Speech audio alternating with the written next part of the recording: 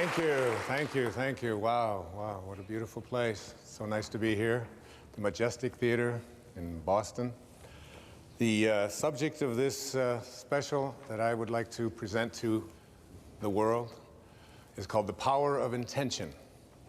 The word intention, usually when we use this word, it has sort of a connotation meaning nobody's going to get in the way. I intend for something to happen. I'm going to make this work no matter what. Regardless of whatever opposition I encounter, I intend to make it happen. It's like being a pit bull who's got a hold of a tire. Have you ever seen that? And they're just not going to let go. I'm going to have this pit bull attitude that I'm going to make something happen. That's what intention is. I'd like to offer here to you something that may change the way you look at things completely in terms of this idea of intention. Rather than thinking of intention as something that you are going to do, because the implication behind that is that this is the ego. This is the ego at work, and the part of me that says, I am going to make it happen. I've come to a place in my life now at the age of 63 where I finally realized that I don't write the books, that there's an energy that is working through me, whether you call it source or God or spirit. It doesn't make any difference what you call it. But this energy that is working builds all the bridges and writes all the books and delivers all the speeches. When I was standing back there waiting for the introduction to come out and to begin this program, the words were running through my mind from something I read years ago in A Course in Miracles. It said, if you knew who walked beside you at all times on this path that you have chosen, you could never experience fear or doubt again. If you had this knowing that there was a source, that there was something that was available to you that is responsible for all of it. And in the writing of The Power of Intention, I remember sitting down to start this book on a specific day, happened to have been Pearl Harbor Day, December the 7th. And I sat down and I put my left hand on the table and I just surrendered and I let go and I allowed the words to flow through my heart and onto the page. And I don't write with a computer. I don't have one. Can't afford it. I have 8 children and they all need one for some reason. And I don't have, all of the fancy kinds of, I don't even have a typewriter. I just allow the words to come through me onto the page. And as I was sitting there and allowing this to happen, I began to realize that there was something greater going on here. And as the days went by and as I wrote each day, getting up early in the morning, and I did this years and years ago when I first started speaking. I used to speak with notes and have everything all very carefully written out and so on. And there came a time when I could no longer do that. I just had to speak from my heart, which is exactly what I'm doing here with you today in this program. And when you surrender to this, when you begin to allow this force in the universe to work through you, you begin to realize that everything that shows up here in this world shows up from a source, from a place, from an energy, from a field, whatever you want to call it, and that we and these sort of piddly little egos of ours that believe that we're so important, and whether I get it done right or whether I don't, or whether I get it done on time, or whether he does it or she does it or whatever, all of these details become almost something that occupy too much of the energy of our lives. And when you learn to surrender and to let go and to realize that intention isn't necessarily something that I do, but something that I connect to. And I'd like to share with you here at the opening a couple of observations, a couple of quotes that I came across as I was preparing to write this book. The first of these quotes is from a person who's been a very powerful and important influence in my life. His name was Carlos Castaneda. And Castaneda, particularly in his later books, in his book, The Fire from Within and The Power of Silence and The Active Side of Infinity, he spoke about intention not as something that we do, but as something that we connect to.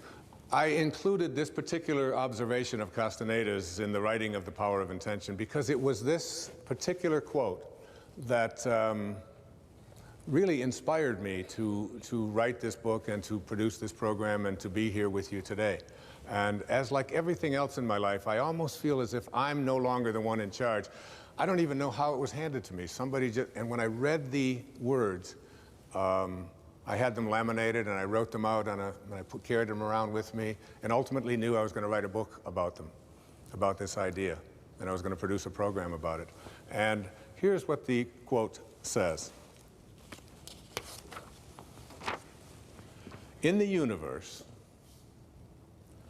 there is an unmeasurable, indescribable force which those who live of the source, in quotes, of the source. And of the source means sorcerer. Now, not sorcerer in the word, when we think of sorcerer, we think of witches and incantations and all kinds of hocus pocus and so on. That's not what the word sorcerer means. It means of the source, those who live of the source. In the universe, there is an unmeasurable and indescribable force which those who live of the source call intention. And that absolutely everything that exists in the entire cosmos is attached to intent by a connecting link. And then he goes on to say, sorcerers are not only concerned with understanding and explaining that connecting link, but they are especially concerned with cleansing it of the numbing effects brought about by all of the concerns of living at ordinary levels of consciousness. Very important and powerful words to consider. Think of it like this, that everything in this universe was intended here, including you, including every mosquito and every palm tree and every avocado and all of the Rocky Mountains and the oceans, that everything that shows up in the material world emanates from a source. And this source can be thought of as that which intends things into the material world. And the question here today isn't whether or not you are going to be connected to it, because you couldn't be listening to this program. You couldn't be processing what I'm saying here if you weren't connected to this field. This field beats your heart. This field of energy grows your fingernails and grows everybody else's fingernails. I used to say it grows your hair, but I've become a little suspicious of that, you know. But it animates all life. Now, this is one observation, that intention is what I'd like you to think of when I think about the power of intention.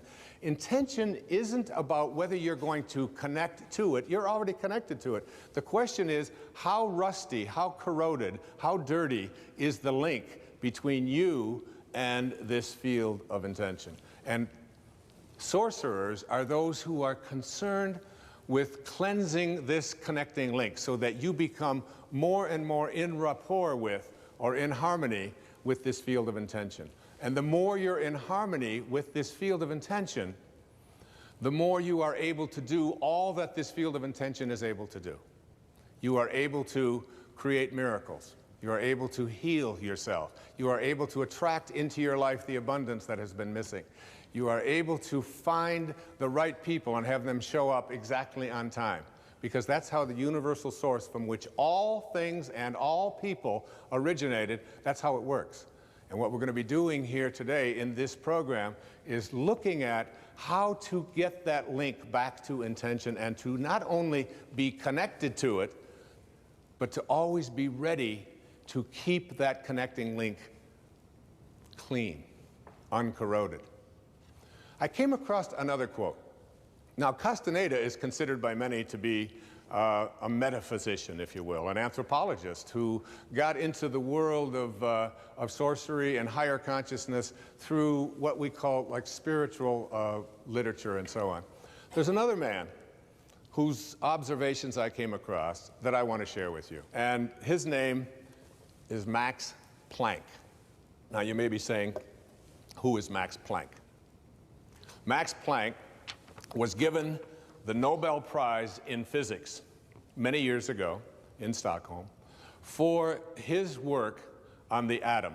He, along with Einstein, was considered to be one of the greatest scientific minds on the planet. Now, these are the people who need hardcore data. They don't want to hear about hocus pocus and sorcerers and connecting to intention and all of these kind of things. It has to be something they can measure, they can see. These are the people who are what we call operating out of the left brain. And that is not in any way a criticism. It's something that allows us to make great scientific explorations and advances, of course, as people. And the study of the atom is something that can be used not only to make atomic bombs, but it can also be used to power all of the needs that we have on the planet for energy if it were put into the proper context. So here's what Max Planck had to say. As he accepted the Nobel Prize, these were his words. As a man who has devoted his whole life to the most clear-headed science, to the study of matter, I can tell you, as the result of my research about atoms, this much.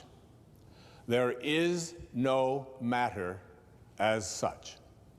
All matter originates and exists only by virtue of a force which brings the particle of an atom to vibration and holds this most minute solar system of the atom together. We must assume, now listen to a greatest scientist on the planet, we must assume behind this force the existence of a conscious and intelligent mind. This mind is the matrix of all matter. Now, that is very, very powerful evidence. One of the things that really intrigues me is this idea, and I heard it many, many years ago. I'm not even sure of the original source where I heard it, but it goes like this. When you change the way you look at things, the things you look at change. Albert Einstein once observed that you have the most fundamental and major decision that you have to make in your life is this. Do I live in a friendly or a hostile universe?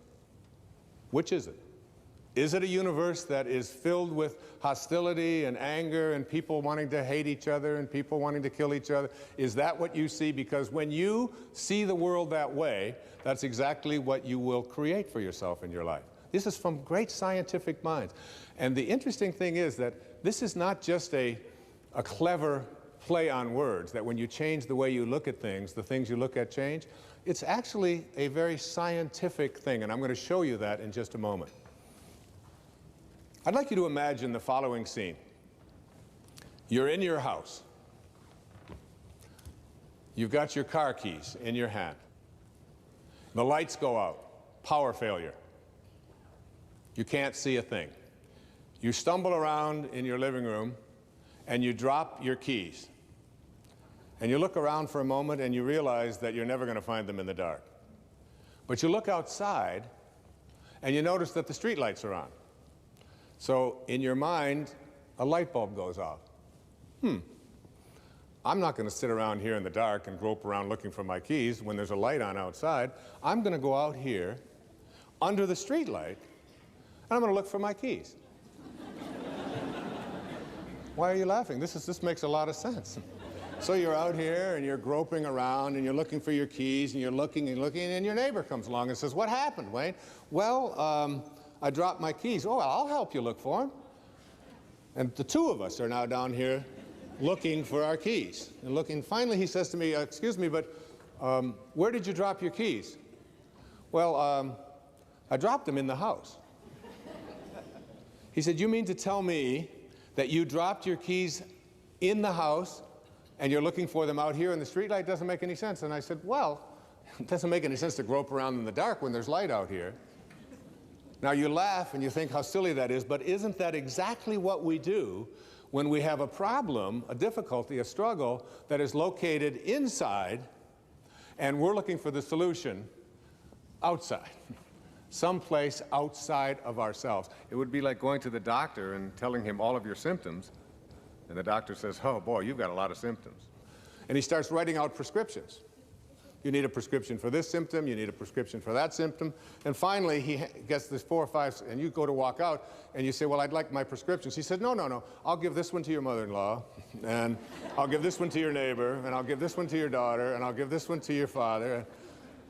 I mean, you're the one with the struggles and with the difficulties, and expecting somebody else to change or something outside of you to get better in order for you to make your life work at this level that I'm calling intention is something you have to really take a hard look at. It's in here. We have to see, the question isn't whether I'm connected to this field of intention. The question is, how ready am I to keep that connecting link absolutely corrosion-free? Now, I used to ask the question many years ago, from studying philosophy and teaching it for many years, who am I? Who am I? I'm pretty much at peace with that now. I really think that who I am is a piece of the divine source, disguised as an author and a father and a writer and someone who delivers these kinds of talks and so on. It's all a disguise.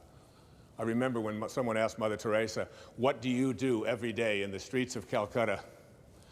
She had a wonderful, profound answer. She said, every day I see Jesus Christ in all of his distressing disguises. I see the unfolding of Source, the unfolding of God, the unfolding of Spirit in all that I encounter.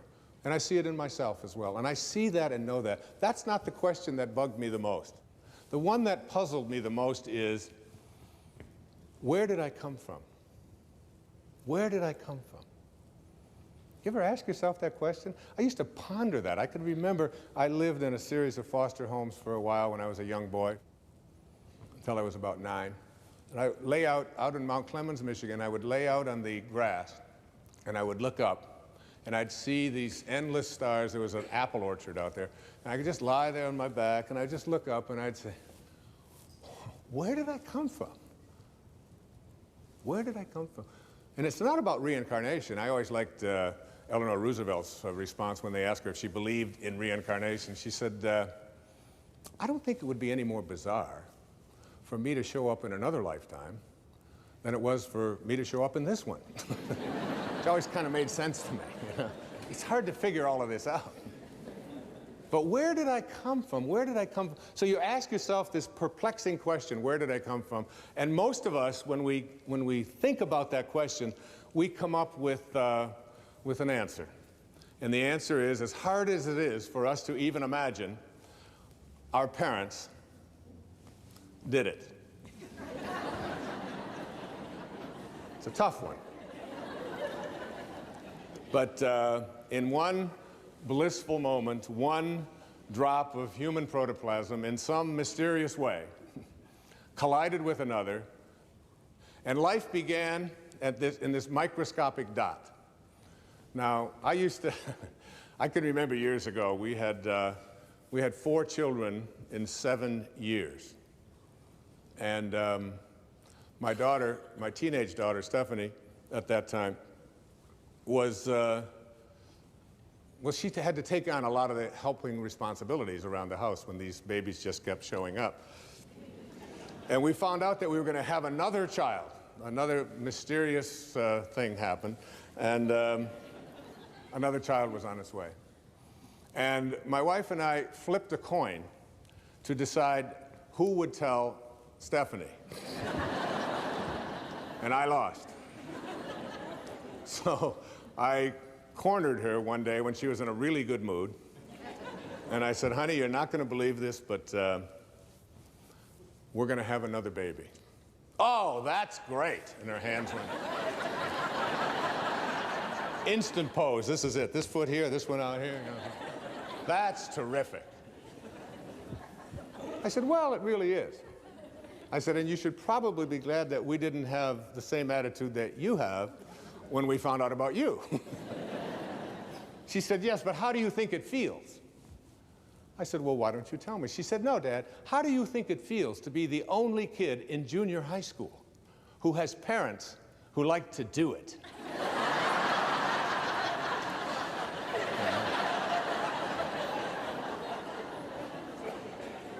And I said, Steph, I know this is going to be hard for you to accept, but Grandma and Grandpa do it. That is just sick. That's all I got. Off, just storming out of there. Huh? So when we think about where we come from, that sort of is the place that we get to in our hearts. But just go back to that moment for a second and understand that, remember what I said earlier, when you change the way you look at things, the things you look at change. Just keep that idea in mind. Because if you go back to the time of your absolute beginning into the material world, you know that there was a microscopic dot. And this microscopic dot included everything that you needed for this physical journey.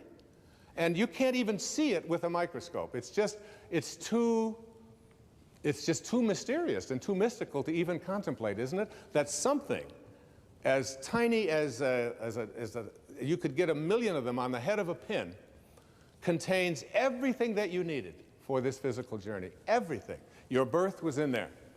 The shape of your eye is in there. Your height is in there. The color of your skin is in there. I hold a hair up on the pillow and I say, and I've had this experience several million times. What held it in yesterday? And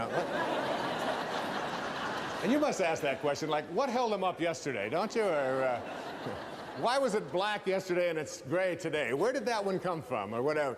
And all of these changes are in this microscopic dot. So what I'd like to do just for a few seconds here is to go back to take the microscopic dot that is your beginnings, in which there's a future pull that is created every face and every body and everything in here and everyone out there watching today. In that one instant miraculous moment, everything that you needed for this physical journey was in there. Too hard to comprehend, you just accept it. So now we take the dot and we look at the dot and we say, let's find the origin of the dot that began me. And you put it under a microscope and you turn up the magnification, and what you see as you turn up this magnification is you see molecules. And inside of those molecules are mostly particles, and these particles are all flitting about, and there's mostly just empty spaces in there. And you take one of these particles out, and we call them atoms.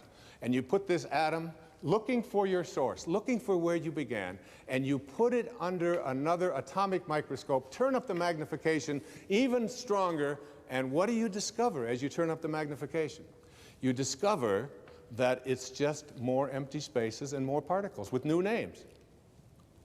Protons, electrons, neutrons, croutons, whatever you want to call them, right? We memorized them in junior high school, right? So you take one of these electrons and you're just looking for your source. Where did I come from? You turn up the magnification on this electron microscope and what do you see? More spaces and more particles, all flitting about, a dance, this huge dance. And you take one of those and you turn up the magnification, and what you have are new particles with new names called quarks. We're now looking at quantum physics, the study of the behavior of matter at the tiniest, tiniest, tiniest levels. And we're just looking for our source. So finally we take one of those quarks, and these quarks are really weird. My friend Deepak Chopra has often said to me, Wayne, he said, quantum physics is not only stranger than you think it is, it's stranger than you can think. Because you take a tiny little subatomic particle and observe it, and the fact is that the nature of your observing changes what you're observing. If you look at it in a certain way, it becomes one thing. If you turn away, it becomes something else. It's truly a scientific fact that when you change the way you look at things, the things you look at change. And now you take this tiny little subatomic particle, and you take it and you put it in a particle accelerator, and you rev up the speed of these things and collide them at 250,000 miles per hour. You collide them, you open up the particle accelerator looking for your source, and guess what's in there? Nothing. No thing. that the dot that began you originated from a field of energy that has no boundaries, no beginnings, no ends. It's infinite. It's an infinite potential. And the question that I have for you is, if you can get this, that you didn't begin with that particle because particles themselves do not create more particles. St. Paul put it this way in the New Testament, that which is seen hath not come from that which doth appear. They talked a little strange in those days, all right? What that means is that everything that we see in the material world doesn't originate in the material world. It's the spirit that gives life. The flesh counts for nothing. If the shape of your eye can be in an energy field that has no boundaries, no form, no materialness to it, why not the shape of your life? Why not everything that you are destined to become? Why can't that be a part of this energy field as well? That you showed up here from a field that I call intention. And that beautiful globe that is here to my left, to your right, is what I am going to call, for the rest of this program, I am going to call this the source from which we all originated.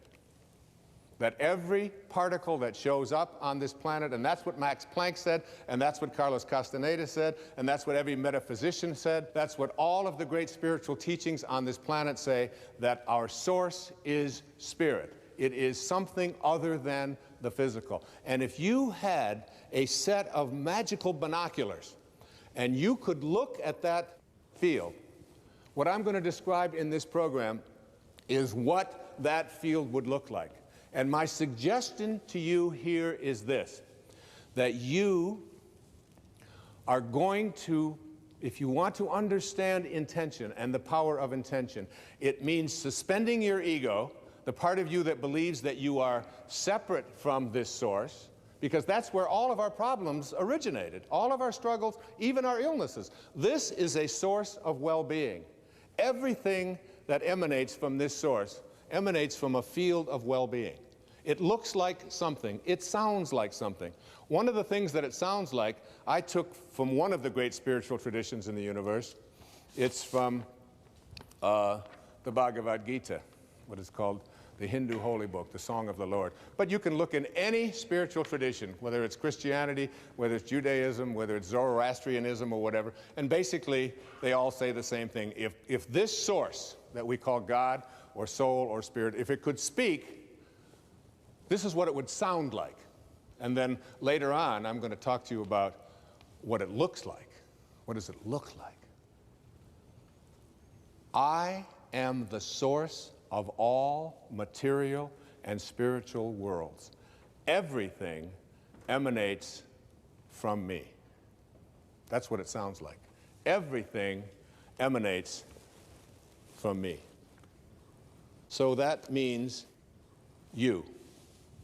And that's why the words, with God all things are possible, means that when you find in your heart a way to reconnect to this, and remember what I talked about in those opening quotes, that this field of intention is a field that is only corroded because we take on something that separates us from the source. And that is called the ego. And the ego is really nothing more than an idea that we carry around. It's the source of virtually all of our problems. The only difficulty is you can't check into a hospital. Like if you got an appendix problem, you check in, get an appendectomy. There's no place that I know of that gives egoectomies. It would be nice, but it doesn't work that way. So that what you want to do is figure out a way to get rid of this idea that who I am is separate from this. And this is your source. And when you reconnect to your source, live in harmony with your source, you are connecting to the field of intention. And when you're with this field of intention, everything that this field of intention from which all material worlds emanate, everything that it can do You can do because you are it and it is you. The problems that we have is we've come to a place where we believe that we are separate from it. And so we start to believe that I am what I do, and I am what I have, and I am separate from everybody else, and I am my reputation, and I'm separate from what is missing in my life. But this field from which all things originate, if it's everywhere, it's got to be in you. And if it's everywhere and it has to be in you, it has to also be in everything that you perceive to be missing from your life. It has to be in that too, because there's no place that it's not. And if there's no place that it's not, you literally are already connected to everything that you would like to attract into your life. What keeps you from doing it is your belief that you're separate from your source. We want to reconnect to this source. People ask me the question, what about a free will? If I was intended here, and the shape of my life was intended here from this source, where does that leave me with a free will? Well, where it leaves you with a free will is this. You have a free will to decide whether or not you are going to connect or not connect to that source. That's your free will. If you make a choice, a conscious choice, to stay disconnected from it and believe that you are all of these things that I just illustrated in the ego, this field of intention doesn't know anything about non-well-being. It creates from a source of well-being. It doesn't know anything about fear, about anxiety, about worry. It just is in a constant state of creating. There's a quotation that goes like this: self-realization, which is really reconnecting to your source. Self-realization means that we have been consciously connected with our source of being. We are reconnected to this source, which I'm going to describe in detail in this program, what I believe the faces of intention look like. Once we have made this connection, then absolutely nothing can go wrong. That's from Swami Paramananda. Nothing can go wrong when you reconnect to source.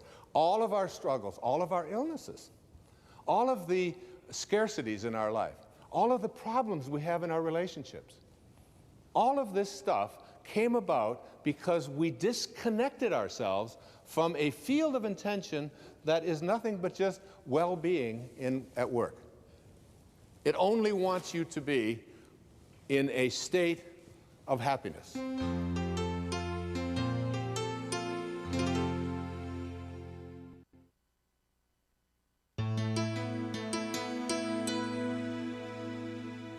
I said in a book that I wrote many years ago called Gifts from Icus, there is no way to happiness.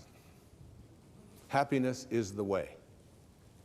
You're not going to find it in something outside of you. It is, and it's like when you understand this and get this, connecting to intention means something that's very powerful to you. There's an observation that I came across in the writing of The Power of Intention by a man who gave a lecture, I'm not sure the exact year, but it was in the early 1900s.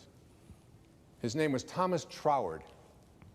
And he gave a series of lectures on mental science at Edinburgh in Scotland, called the Edinburgh and Dorey Lectures.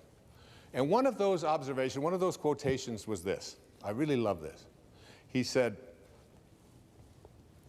"The law of flotation was not discovered by the contemplation of the sinking of things."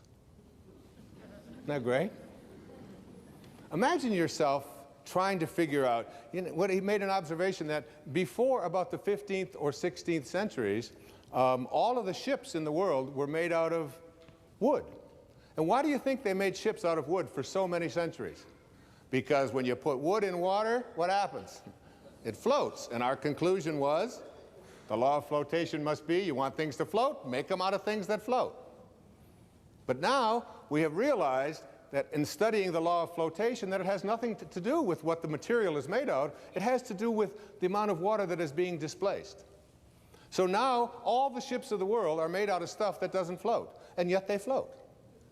We're celebrating now, at this time in our history, the flights, the 100-year anniversary of Orville and Wilbur Wright over in Dayton, Ohio. Imagine the law of flight being discovered by someone, by two brothers contemplating the staying on the ground of things. So what we want to do is figure out a way to reconnect ourselves to surrounding ourselves with this idea that we are already connected to everything that we need for everything in our life.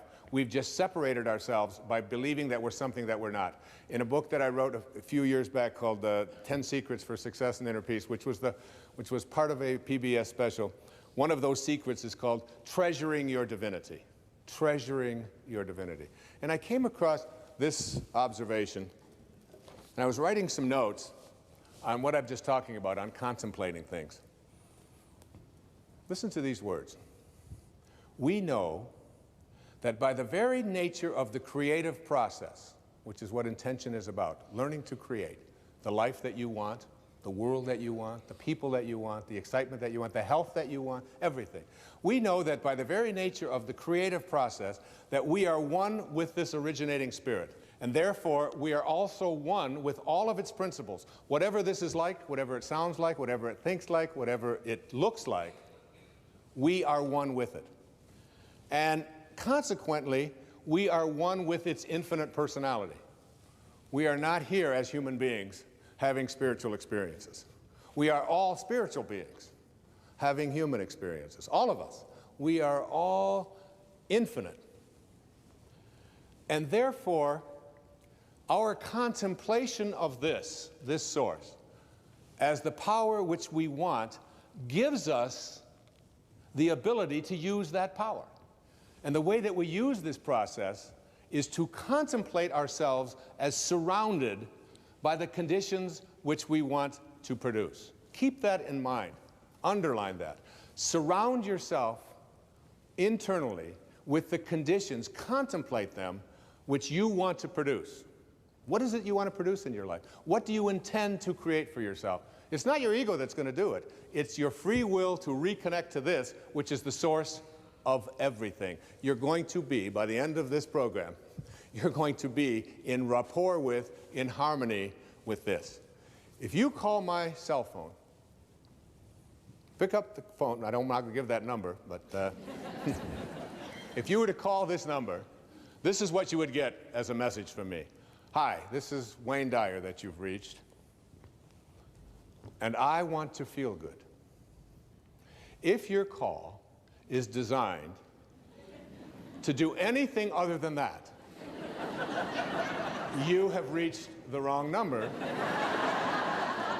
and I urge you to call Dr. Phil.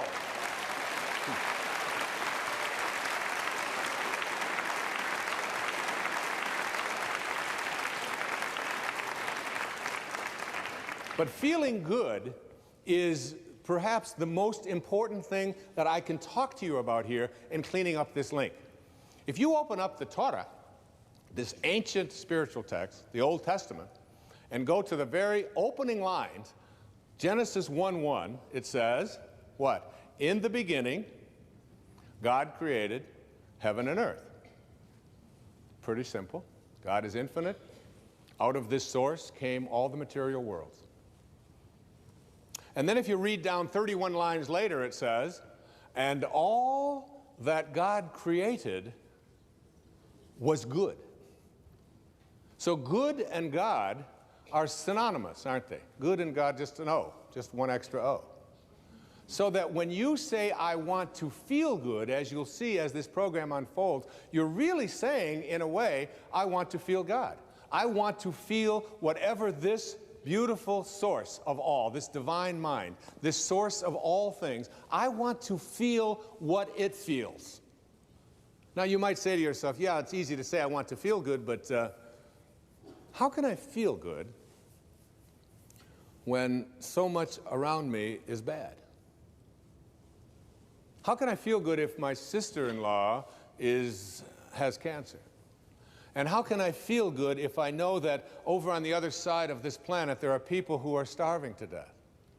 And how can I feel good if there are people who are poor and I have money, and there are people who are starving? And how can I feel good when my children act in the way that they act? Or how can I feel good? And I suggest to you that when you say, I want to feel good, what you're saying is, I want to feel God. I want to feel this. I want to connect here. And I want to offer this to you as a very important and powerful piece of advice that came to me years ago. You cannot get sick enough to heal one person on this planet. And you cannot get poor enough to make one person wealthy on this planet. And you cannot get confused enough to unconfuse one person on this planet. No amount of your feeling bad, when you say feeling bad, what you do is you lose your connection to Source. And when you lose your connection to Source, what happens is you create something called resistance. I can't do this. It's not possible. I don't deserve it. It's just not something that I can do. And when you create this kind of resistance, you have emotions. And these emotions become sadness, fear, worry, anxiety. And what I'd like to offer you is a way for you to use these emotions that you are experiencing at any time in your life and use them as a system, as a barometer, as a guidance system to say to yourself, what kinds of thoughts am I having that are keeping me from being in rapport with this field of intention? And at any moment that you're not feeling good, you are attracting exactly the opposite of what it is that you would like to attract into your life. You are using this as a way to keep yourself from feeling God or feeling good.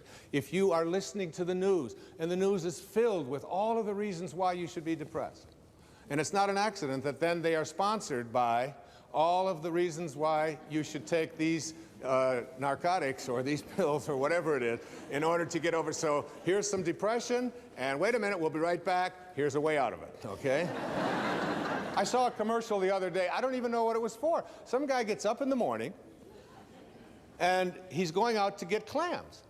And he's going out clamming in the morning, and he's successful at getting the clams. He walks off, and he's got his clams. And I think, and then they say, call your doctor to see if you need some of this clam-finding miracle drug. There's a drug out there that'll help you find clams if this happens to be one of your problems. All right? And there's something out there, and now we're being told to call our doctors. Do I need the orange pill, the green pill, the purple pill? Do I need this one? I saw so-and-so reading it, and she was skating on the ice, and I want to skate on the ice and do it. And it's like it's an endless progression of this. It's one of the reasons that I put so much of my energy into public television.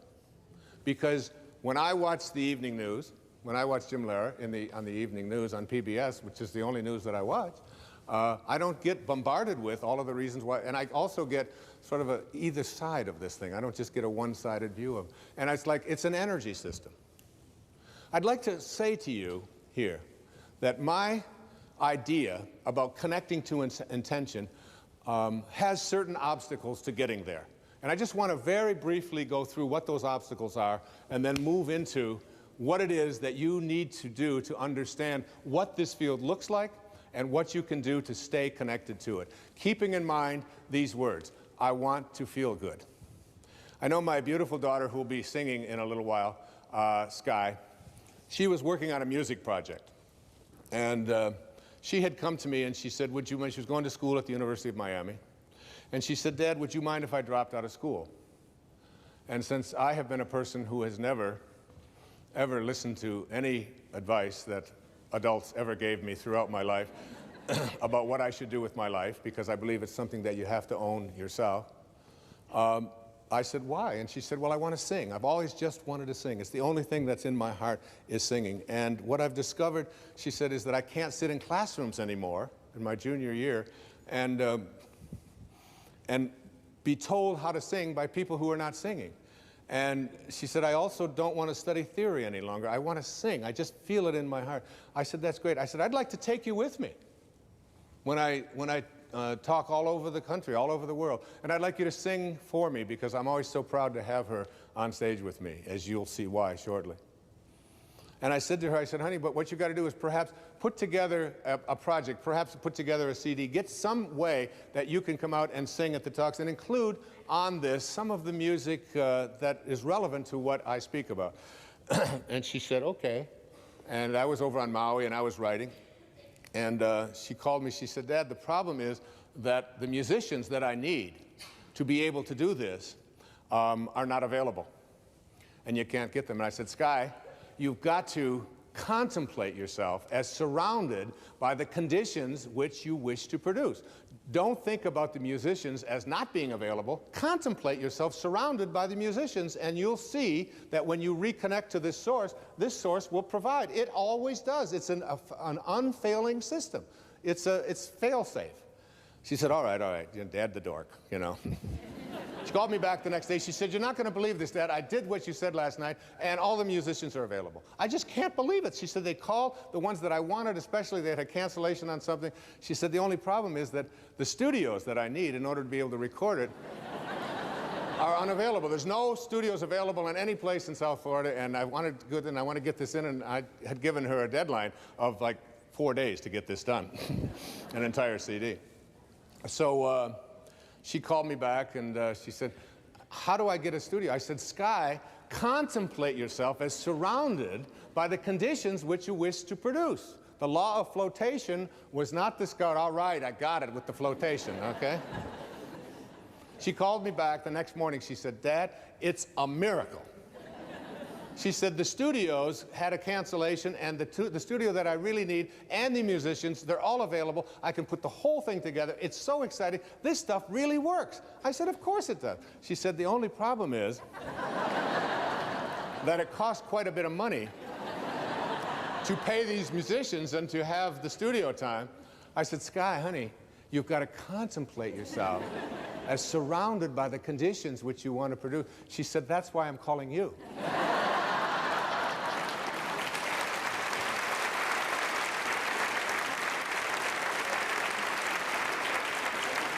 And I said, but honey, I want to feel good.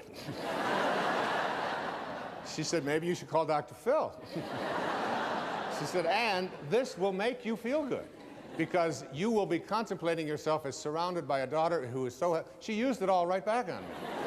And she did it, and she got it done, and she was able to produce it.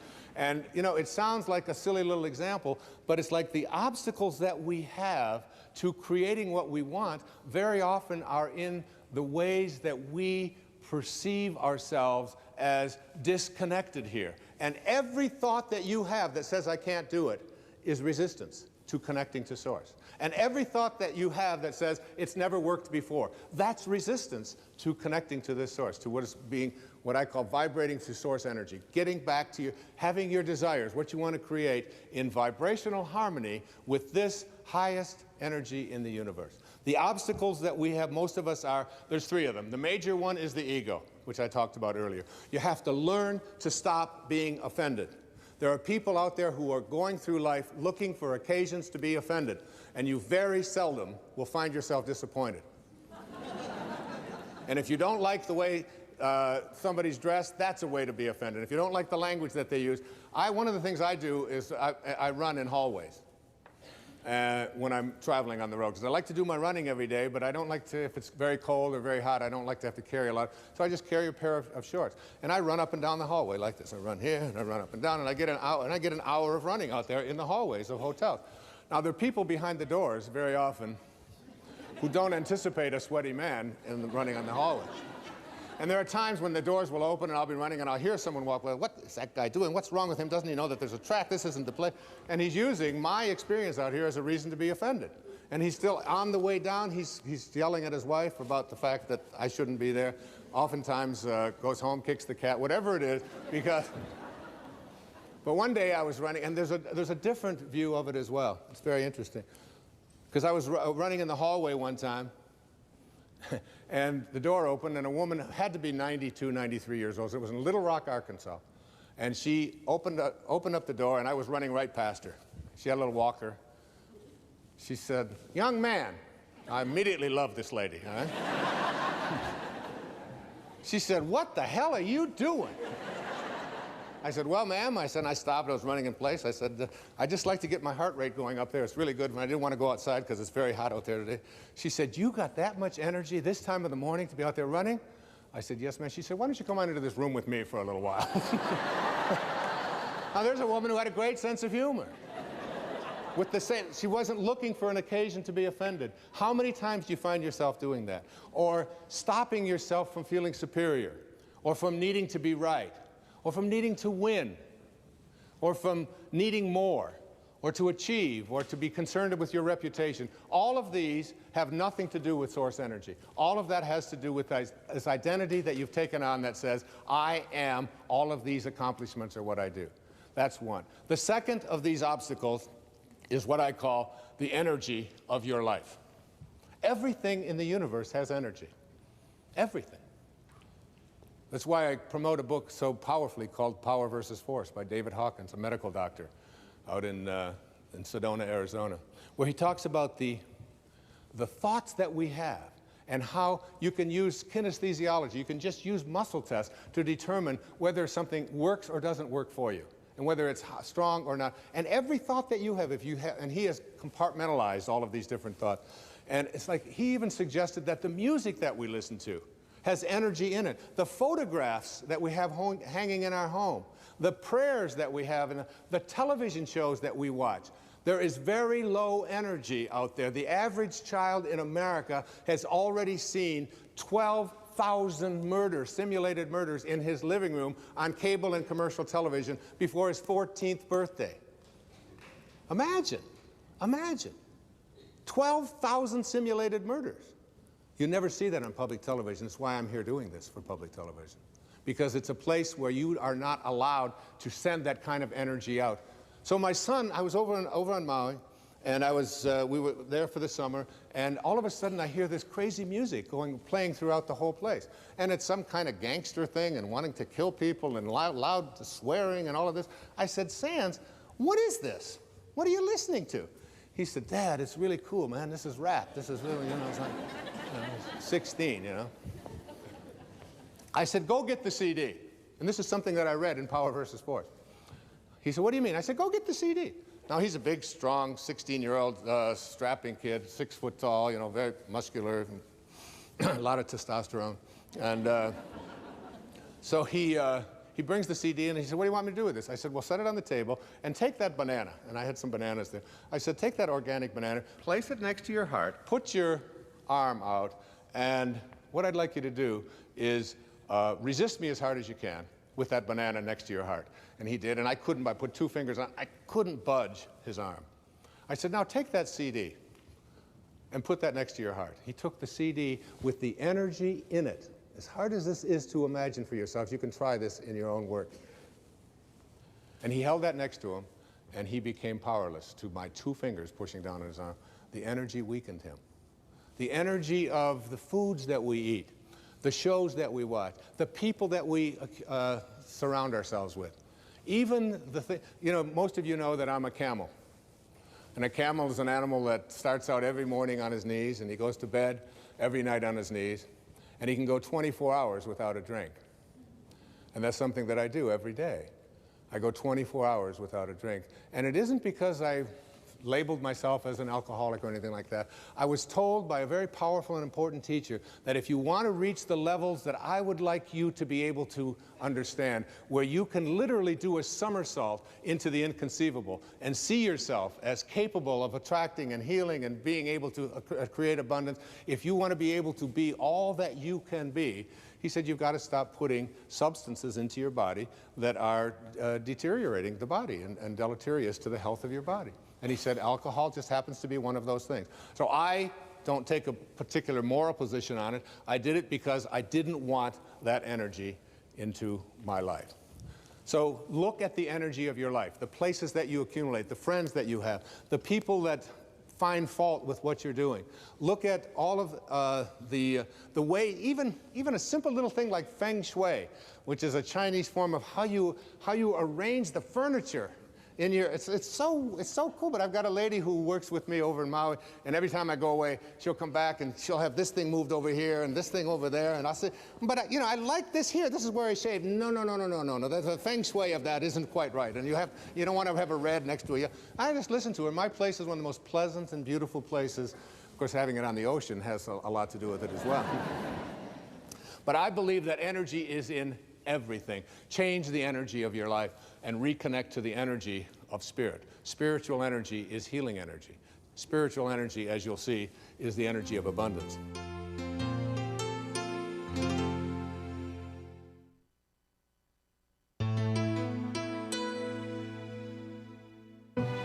This program was made possible by contributions to your PBS station from viewers like you. Thank you. So now, the third thing is, as an obstacle, we looked at ego, we've looked at our energy, and also the way that we talk to ourselves. How do you talk to yourself? If you think, here's one of my favorite quotes, the creative source in your life, here it is right here, this creative source. This source reacts to your belief in shortages with a fulfillment of your belief. If you believe there's shortages out there and you can't attract them into your life, now this is a source that is unlimited abundance. It just is a constant state of creating. It's always creating, okay? So it doesn't know anything about shortages. If you come to this source with a belief that there are shortages in terms of your life, it will fulfill your belief. If you believe that you can't be healed, that it's just impossible for you to be healed, if you believe you can't be happy, if you believe that you have to be miserable, if you believe that you can't attract the right person, if you've got something that you want to fund, some project that you want to fund, and you can't get it funded, and you come to this source with a belief in shortages, it will fulfill your belief. It only knows how to be. Remember what I said earlier. You are at one with this, and you are also at one with all of its principles. And you have to contemplate yourself as connected to, in harmony with, in rapport with this. It's like there's a game that's been on television for years. It's called the match game. And this match game is it's a fun little game to watch because you get people who you really think know each other, and they say something and they try to match it up. You're always you want to get into a match game yourself. And the match game you want to be into is one in which you match up with this source. You're going to always try to be matched up with that. What I'm asking you to do in this program, and in understanding intention and the power of intention, I'm asking you to see yourself at every moment of your life when you're having a thought, when things aren't working, when you're not feeling well, when the right people aren't there. You could say something to yourself. I heard people say this, I tell people always, think from the end. Think from the end. So I was talking to a man one day down where I work out in the gym, and I said to him, he's been sick, he's got nose running, he's got, Snoopy's running out of his nose, he's got, it's disgusting. And I said, how long have you been sick, Marty? You will never believe this answer. He said, in 3 weeks, it'll be a month.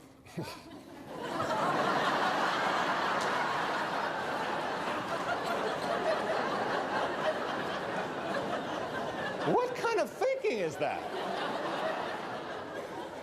I was changing plane in Dallas one time, and there was about 8 minutes to go before I had to make a connection. And the woman next to me, she said, I said, I'd really appreciate if I could just step in front of you because I'm going to make my connection. She said, you're going to have to change trains and get to another terminal. She said, there's no way that you can make your connection. She's still in Dallas. I think from the end, I see myself as already connected to that which I want to attract into my life. And if it doesn't work out for some reason, I don't use blame, I don't get anger, I just simply say to myself, this is the way it is supposed to be. And I'm at peace with it. I choose to be at peace because this is peace. You want to watch the resistance. What kind of self-talk do we have? If you think about what is missing in your life, and you talk to other people about what is missing in your life, and you share a lot with what's missing in your life. I'm missing the right person. My soulmate has never showed up, you know. I'm missing the money. I don't have them. And you talk about all the things that are missing in your life. Here's your connection to Source. Remember, you're always connected. The question is, are you ready to stop living at ordinary levels of consciousness? Are you willing to live at a spiritual level of consciousness in which you are in rapport with that which provides everything?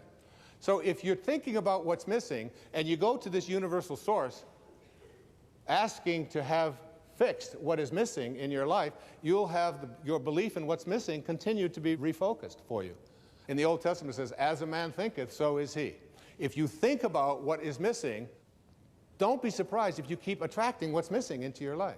If you think about what always has been, then don't be surprised if what always has been is what keeps showing up in your life. Because thoughts are energy. And the thought of it's always been this way and there's nothing I can do, resistance. What emotion am I feeling? Frustration. I want to change that. What is my guidance system? I'm going to see how in harmony am I with this energy of Source, with the energy of intention. How in harmony with it am I? The source of all doesn't know anything about things being missing. There's nothing missing in this universal source, and you emanated from that. You are a piece of that. If you're always thinking about what they want for you, and there's no shortage of them, they're called relatives. I'm going to write a book someday that's going to be called Your Friends Are God's Way of Apologizing for Your Relatives.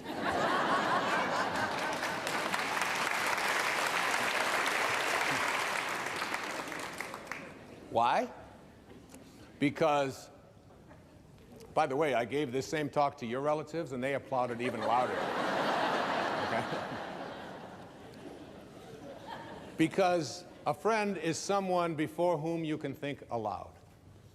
A friend is not someone who makes demands on you and tells you what you should be doing or what you shouldn't be doing.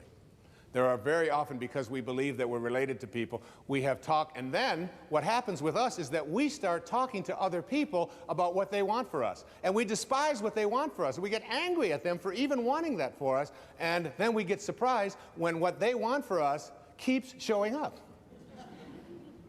See, self-actualizing people, Abraham Maslow once said, the difference between self-actualizing people, the highest functioning people, and everybody else is that self-actualizing people must be what they can be.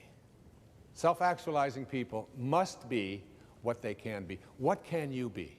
What can you be? And I'd like to suggest to you that if you look, I'm going to take a pair of magical binoculars now. And I'm going to take these binoculars, and I'm just going to assume that I am now looking through these magical binoculars at my source, where I came from. The question I asked at the very beginning, where did I come from?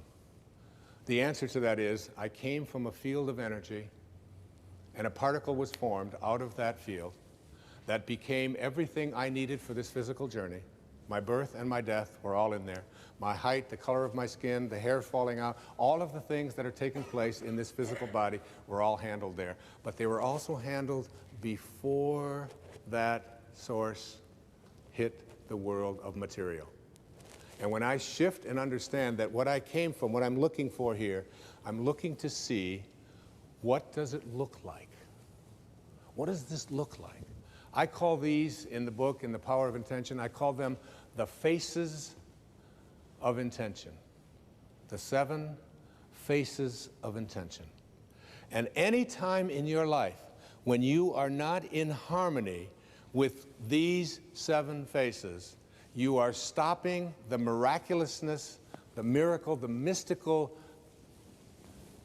mystery that you are, that not only decided the shape of your eye before it became a particle, but decided the shape of your life as well. You came here from a field of energy that has no limits. The first of these 7 faces is called the face of creativity or creation. And I suggest to you that there's an intention, and intention is one of the chapters here. It is my intention to live my life on purpose. Here is the source. So beautiful. This is where I emanated from. And this source is always creating. And you, as a being who has emanated from that but has taken on an ego, has what I call summoning power or pulling power. You can pull from this source and be what it is, or you can have resistance to it. How much summoning power do you have? How much of this source are you able to summon? When you are on purpose and creating in your life, one of the great teachers in my life was a man named Patanjali. And he had an observation about being in spirit. The word in spirit creates a word called inspire. And Patanjali put it this way. He said, when you are inspired, in spirit, when you are inspired by some great purpose, some extraordinary project, all of your thoughts break their bonds. Your mind transcends limitations. Your consciousness expands in every direction, and you find yourself in a new and a great and a wonderful world. And then he said something so powerful. He said, dormant forces, like forces that you didn't think were accessible to you, dormant forces, faculties, and talents come alive. And you discover yourself to be a greater person by far than you ever dreamed yourself to be. Those words bring tears to my eyes. They're so powerful. When you are inspired, when you are in spirit. When you're in spirit, you are creating. When you are creating, everything is working. My teacher in India one time, Nisargadatta Maharaj, said, when he was asked the question, there's wars going on in Pakistan, there's people having difficulties here, there's people dying, there's starvation. How can you say that I can heal myself, and how can you be at peace when you see all of this going around? And you know what he said to his devotee? He said, in my world, nothing ever goes wrong. What a powerful idea that is. You can't get sick enough to heal those people who are sick around you. You can't get poor enough to take care of the lack of abundance in so many people's life. The only thing you can do to help that, as I'll be talking about a little later, is to connect to this. You know, when I was 19 years old, I joined the Navy right after high school in 1958. And I was going overseas to connect to my ship after having gone to school. And I was standing at the dock boarding a ship called the USS Vega, which is a refrigerator ship, which was taking me across the Pacific Ocean in 29 days to meet the USS Ranger, an aircraft carrier, at that time the largest ship in the world, and I was assigned to it. And it was docked in a place called Yokosuka, Japan. And I took a boat, this refrigerator boat, over to Sasebo in southern Japan, got on a train, 19 years old, and was going to catch my boat 29 days later. 19-year-old kid. And as I got on the boat, never having been on such an adventure before, my Uncle Bill, who was a school teacher in Hayward, California, one of my heroes, one of the reasons why I'm here today is because of my Uncle Bill Volek, he handed me a book. And it was a collection of short stories by a man named Leo Tolstoy. He said to me, as he handed it to me, he said, read The Death of Ivan Ilyich by Leo Tolstoy. And The Death of Ivan Ilyich is a story of a man very quickly who was a judge in Moscow. And he went back and forth every day to work, and he hated his work, and he hated his life, and he hated his wife. And he hated everything about what he was doing, and yet he still pursued it. And he got to the end of his life, and he was lying on his deathbed, and he looked up at his wife, who was holding his hands, and he looked into her eyes. And I was 19 when I read this, and it still gives me goose flesh. He said to her as he died, what if my whole life has been wrong?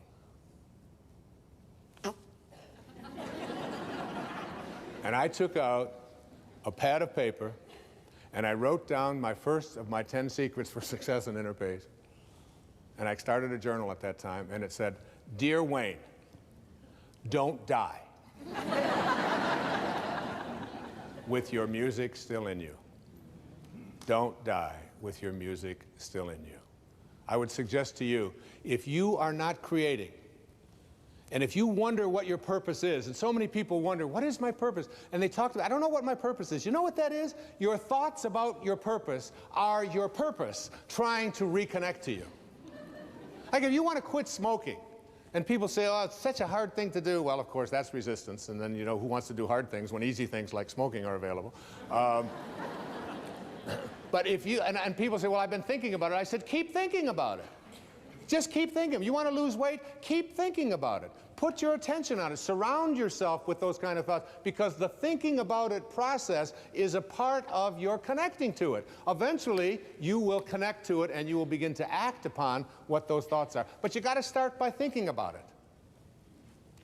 And the ultimate purpose you can have in your life, I used to have a jacket that I hung on my closet door. And the jacket had all of the pockets ripped off.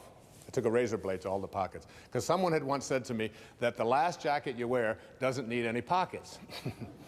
So, because you're not taking anything with you in your pockets, all right? So every time I'd walk into my closet and I'd look at this tattered jacket with no pockets in it, it was a reminder. You're going to have to wear a jacket someday that doesn't need any pockets, all right? And that so what do you do with your life? Your life is like a parenthesis in eternity. You show up from an infinite source. You materialize. You're a particle. Everything you needed for this life is in it. And then you close parentheses. What can you do with your life? You can't take anything with you. You came from nowhere, N-O-W-H-E-R-E. You show up in now here, N-O-W-H-E-R-E. It's all the same, just a question of a little spacing. And where do you think you're going? Back to, you ain't going nowhere. You're going nowhere. From nowhere to now here to nowhere, it's all the same. The only thing you can do with your life is give it away. When people say to me, what is it that I can do with my life? What is my purpose? My answer is always the same. Find a way to be of service. Find a way, whatever it is. Doesn't matter if you're serving ice cream cones in Alaska. It doesn't matter if you're raising horses in Montana. It doesn't make any difference whether. I had a woman come to me one time who wanted to adopt a child in Moldova.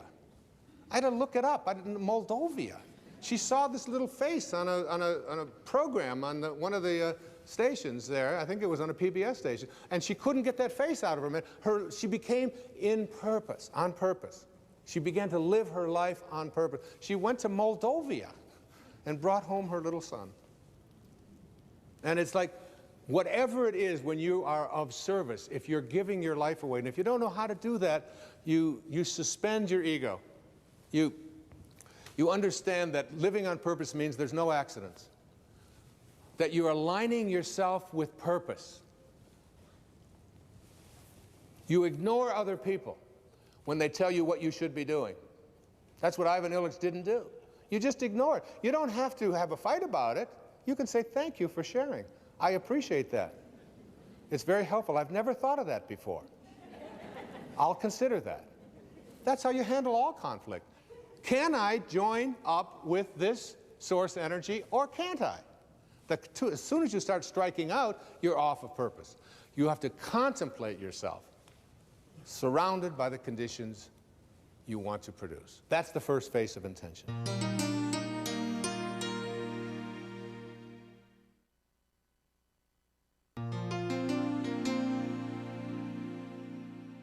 The second face of intention is one of my absolute favorites. I call it the face of kindness. It is my intention to be at peace with everyone in my life, including all of my relatives. That's my intention. I insist that I will be at that place in my life.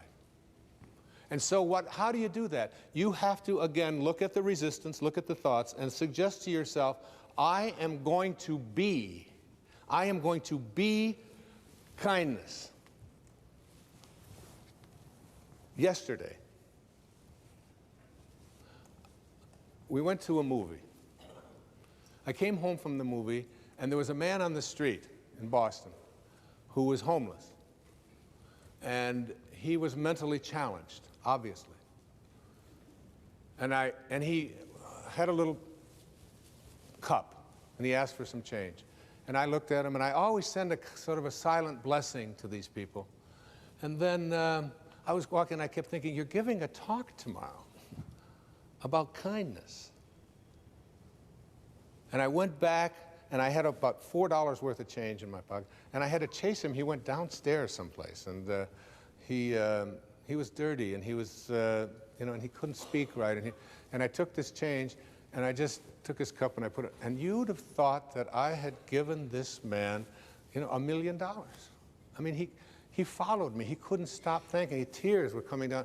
It's a simple little act of kindness. And I'm not suggesting to every single one of you that everybody who asks you for money, you are obliged to give them money. But can you give them a silent blessing? Can you give them a smile instead of using them as a reason to be upset? And you have to, you know, folks, you got to do this with all of your relatives as well, particularly your own children and your own parents. You got to look at them and see every time that I have a thought that is not one of kindness, what I am doing is I am leaving the source and taking on ego consciousness. Here's a fascinating piece of research. You know what serotonin is?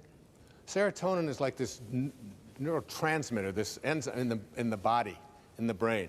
And the more of it that you have, the better you feel. It's the well-being feeling. And this well-being feeling is something that antidepressants are designed to stimulate. So that when you take these names that have become common out there, we associate this with, they are designed to stimulate the production of serotonin. Serotonin is very difficult to measure. It's done through the metabolites in the urine, but they're getting better at measuring it. Here's a fascinating study that was just completed. That any person who is the recipient of an act of kindness has their serotonin levels increased just because they received an act of kindness. And their immune system is strengthened because they received this dose of kindness. That's the recipient. And secondly, any person who is the giver, the provider of an act of kindness, anything you ever do which is providing an act of kindness, and that's, see, here's a universal source that can't be anything other than what it is. It can't be something foreign to itself. So it doesn't, it's always creating, are you? It is always creating what it creates, treating it with kindness. Here, this source can create worlds. It creates planets and systems. And whether you look through the microscope or whether you look through the telescope, it's impossible to say which has the grander view. It's impossible to say because they all lead to infinity. And this is a source that creates worlds. It creates you. It doesn't, why would it create? It can create anything. Why would it create stuff that it's not kindly toward, like avocados? No thanks, I don't want an avocado. Why would it do that? It doesn't have to. It can create anything, this source, from which all emanates. If you are the provider of an act of kindness towards anyone, but particularly towards the people that you're close to in your life, and particularly towards strangers with just a smile or an act of kindness, or, you know, I can afford a quarter, I can afford $1, I'm going to go back. And just, you know, and not making a big deal about it, the serotonin levels in you are increased to the same degree that they are in the receiver. And so is your immune system strengthened. You want to strengthen your immune system? Be kind. But even more dramatic than that, I get excited about this. Because this is what blows me away about it, is that the observer of an act of kindness, has their serotonin levels and their immune system strengthened just because they're in the energy field of someone who is displaying kindness. When you see someone being kind to another person, it's like a dose of an antidepressant. It's like a serotonin rush. Very often in my talks, and I'll ask, who is the person out there in the audience who had someone buy your ticket because you couldn't afford it? And you couldn't afford to come here, and they paid your way to get here. And they just wanted you to be here because they felt it was so important that you be there. And someone will always raise their hand, I'll bring them up, and I'll say, so what did they spend? And they'll say, $100. They gave me $100, and they couldn't even afford it themselves. And I'll reach in my pocket, and I'll hand her the $100, and I'll say, could I extend to you this kindness back so that you can repay that person? And everyone, you can see teeth that you couldn't see for the previous hour. Everybody is smiling and laughing and happy and excited, and it cost me $100. You know how much antidepressant you'd have to take? That's $10,000 worth of pills, and you got to call your doctor. Do I need the purple one? I want to get some clams. I don't know if I'm going to get every act of kindness. Let me share with you a story. It's a story that I included in The Power of Intention. It's a story that I want to share here with you today. It is one of the most beautiful, and it's a true story as well. It goes like this. I call it the Shia story. In Brooklyn, New York, this is titled, Where is God's Perfection? In Brooklyn, New York, CHUSH, C-H-U-S-H, CHUSH is a school that caters to learning disabled children. Some children remain in CHUSH for their entire school career, while others can be mainstreamed into conventional schools. At a CHUSH fundraising event, a dinner, the father of a CHUSH child delivered a speech that would never be forgotten by all who attended. After extolling the school and its dedicated staff, he cried out, "Where is the perfection in my son Shia? Everything God does is done with perfection, but my child cannot remember facts and figures as other children do. Where is God's perfection here?" The audience was shocked by the question and pained by the father's anguish and stilled by the piercing query. "I believe," the father answered, "that when God brings a child like Shia into the world, the perfection that he seeks is in the way people react to this child." He then told the following story about his son Shia. One afternoon, Shia and his father walked past a park where some boys Shia knew were playing baseball. Shia asked his father, "Do you think they'll let me play?" Shia's father knew that his son was not at all athletic and that most boys wouldn't even want him on their team, but Shia's father understood that if his son was chosen to play, it would give him a sense of belonging. And as you know, Maslow's highest level of consciousness is on that pyramid is a feeling of belonging. And Shia never felt that way. Shia's father approached one of the boys on the field and asked if Shia could play. The boy looked around for some guidance from his teammates, and getting none, he took matters into his own hands. And he said, "Well, we're losing by 6 runs, and the game is in the 8th inning. I guess he can be on our team, and we'll try to put him up to bat in the 9th inning." Shia's father was ecstatic as Shia smiled broadly. Shia was told to put on a glove and go out to play in center field. In the bottom of the 8th inning, Shia's team scored a few runs, but they were still behind by 3. In the bottom of the 9th inning, Shia's team scored again, and now with 2 outs and the bases loaded, Shia was scheduled to be up with the potential winning run on base. Would the team actually let Shia bat at this juncture of the game and give away their chance to win? Surprisingly, Shia was given the bat. Everyone knew that it was all but impossible because Shia didn't even know how to hold a bat, let alone hit with it. However, as Shia stepped up to the plate, the pitcher moved in a few steps so he could lob the ball in softly so that Shia would at least be able to make contact with the ball. The first pitch came in, Shia swung clumsily and he missed. And then one of Shia's teammates came up out of the dugout, and together he and Shia held the bat and faced the opposing pitcher, waiting for the next pitch, the two of them. The pitcher again took in a few more steps toward Shia so he could toss the ball even more softly. And as the pitch came in, Shia and his teammate together swung the bat, and together they hit a slow ground ball to the pitcher. The pitcher picked up the soft grounder and could easily have thrown the ball to the first baseman. Shia would have been out, and that would have ended the game. But instead, the pitcher took the ball and threw it on a high arc to right field, far beyond the reach of the first baseman.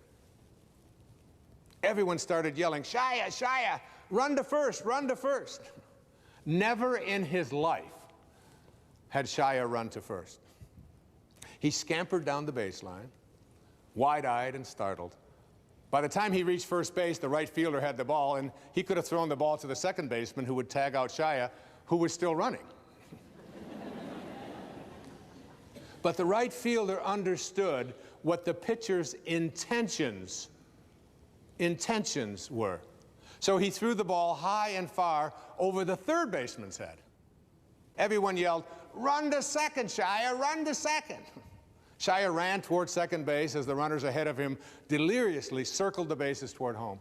As Shia reached second base, the opposing shortstop ran up to him, turned him in the direction of third base, and shouted, "Run to third, Shia, run to third."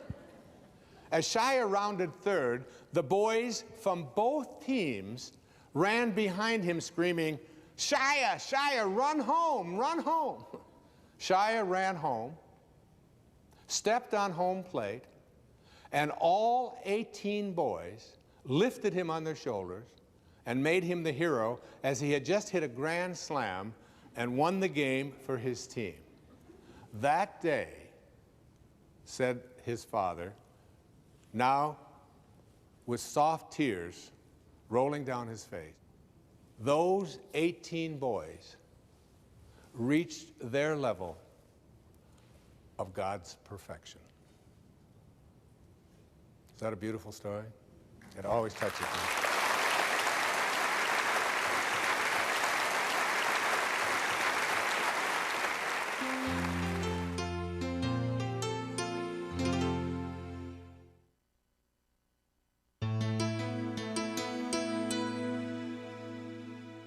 Creativity, kindness, the first two faces of intention.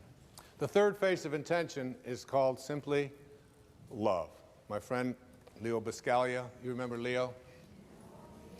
Leo, who wrote a book about love and who did many things for public television.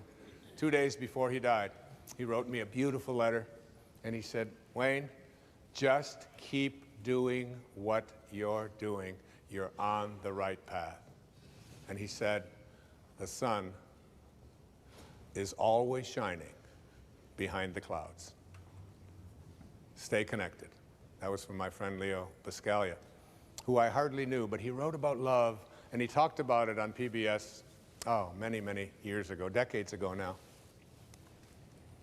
My intention, and I wrote a chapter on this, is called, "It is my intention to respect myself at all times."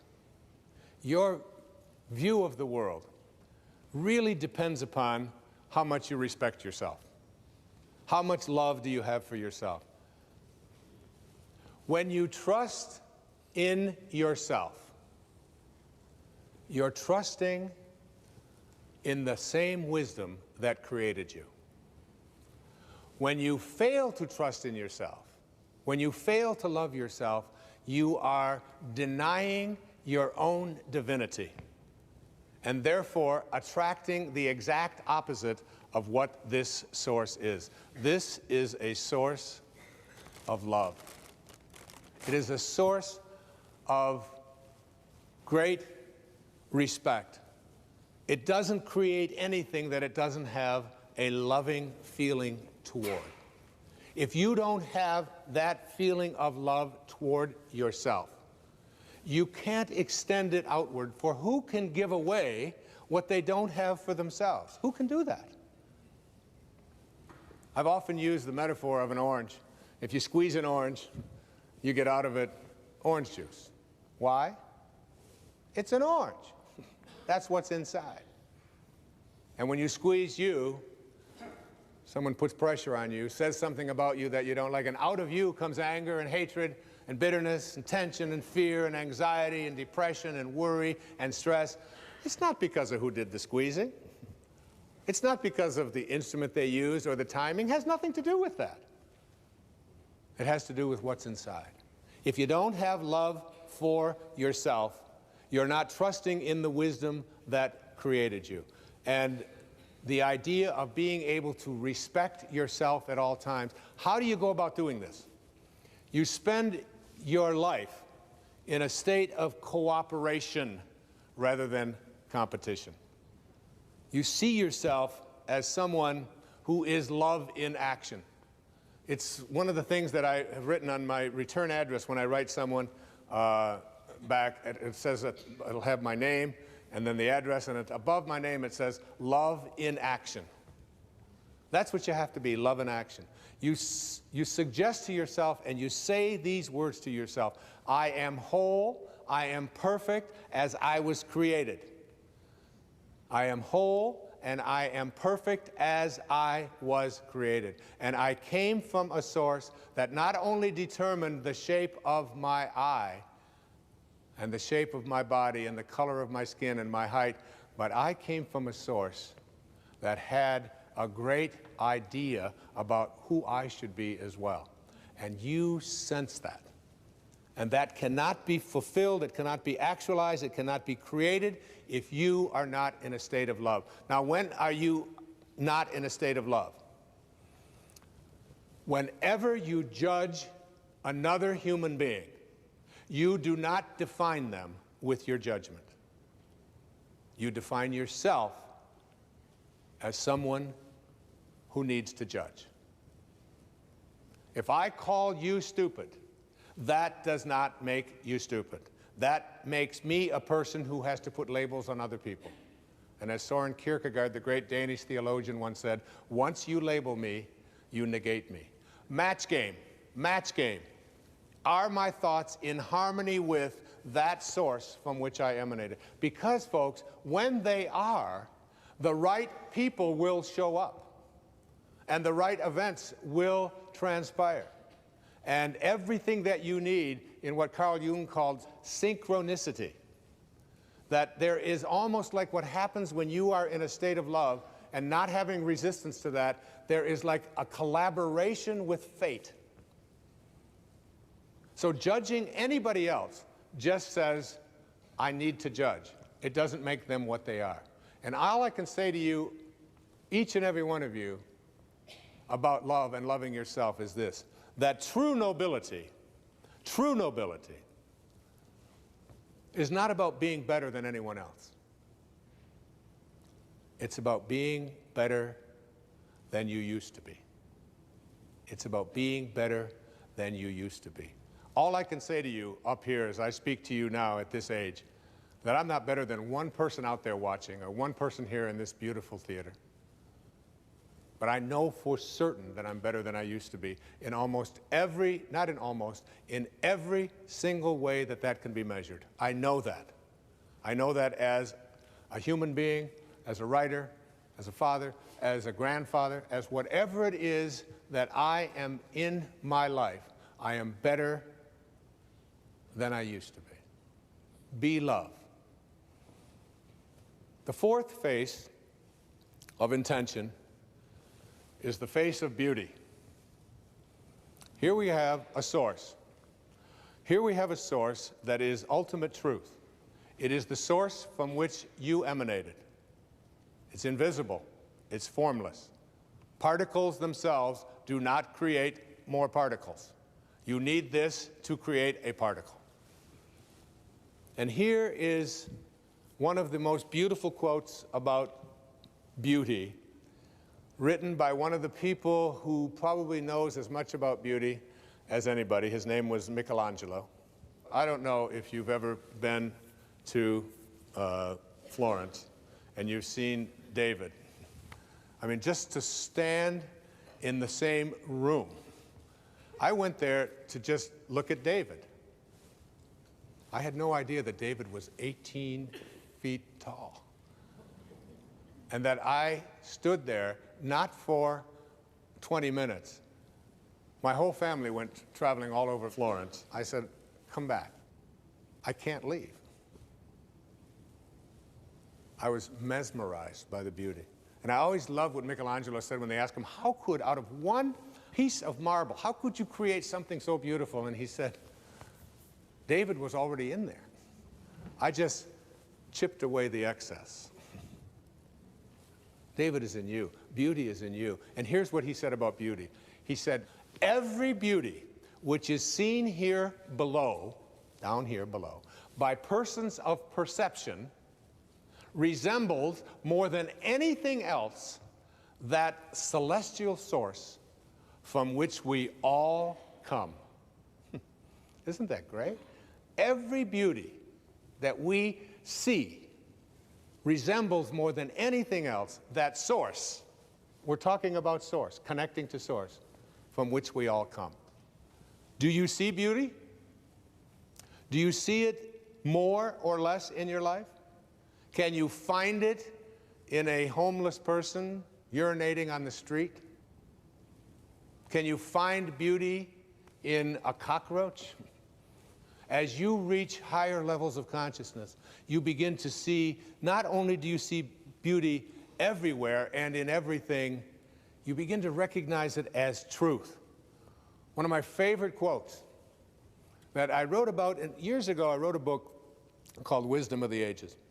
And it was a collection of 60 essays. We did a public television special on it, and many of you watched it and contributed to PBS from it. And there was a young man, a Victorian poet in England named John Keats. He died at the age of 24. He wrote thousands of poems, many, many essays, 24. And he said these words, and I wrote an essay about it, but I must confess to you, because I'm better than I used to be, I must confess to you that I didn't really understand this quote until I wrote The Power of Intention, until I put together this program here for you. I didn't really fully grasp it. I get it now. I get it. And it's the last line in a poem called Ode on a Grecian Urn. And the couplet goes like this: beauty is truth. See, this is truth. This is the source from which we all emanate. And we leave when we take on an ego. Beauty is truth. Truth, beauty. That is all you know on earth and all you need to know. From one of the greatest poets of his time. Your natural state is beauty, joy, tranquility. I want to experience beauty. And you know, the way to get beauty into your life is to say, I only attract it. And I take the path of least resistance. I take the path of least resistance. What's the path of least resistance? The path that says, I am as closely aligned with this energy as it's possible to be. You know, in 1978, I had a wonderful opportunity, one of the great opportunities of my life. I was invited by an organization called YPO, Young Presidents Organization, to come to Vienna in Austria. It was at the time when Erroneous Zones and Pulling Your Own Strings were topping all the charts, and they invited me to come over and lecture to all these presidents. I was 38 years old and very much in more of an ego mode than I have learned to become in my life.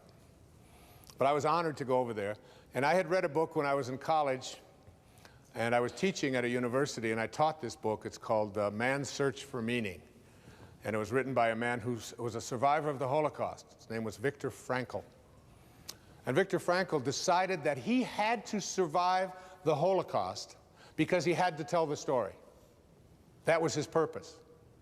We got to Vienna, and I found out that little Wayne Dyer, this little kid who lived in foster homes and worked for everything he ever had in his life, was on the same panel with Viktor Frankl.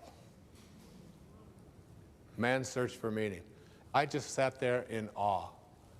I remember what Rumi once said. He said, sell your cleverness and purchase bewilderment. Just be in a state of bewilderment. And I was just totally in awe to be sitting in the same room, let alone on the same panel, let alone discussing in front of these presidents this, with this man who had everything taken away from him. He was a psychiatrist who was taken off to the concentration camps in Nazi Germany. And he described how he survived. The Nazis gave him a bowl of soup, which was just hot water with even sometimes bugs floating around in it. And there was a dead fish head for flavor in the soup. That was his meal for the day. And he described the beauty, not the anger, because the anger, and he learned very early that anger and resentment and hatred are low energies that always weaken you. He learned to find beauty in a floating fish head. You've got to be able to find it everywhere. Beauty is truth. Truth, beauty. They are one. Find it in as many places as you can. The next face of intention is what I call the face of expansiveness. And the intention that I have for this is, it is my intention to express the genius that I am. I love that Buckminster Fuller once wrote, "Everyone is born a genius, but the process of living de-geniuses you." It does. This source is an expanding source. It's a forming power.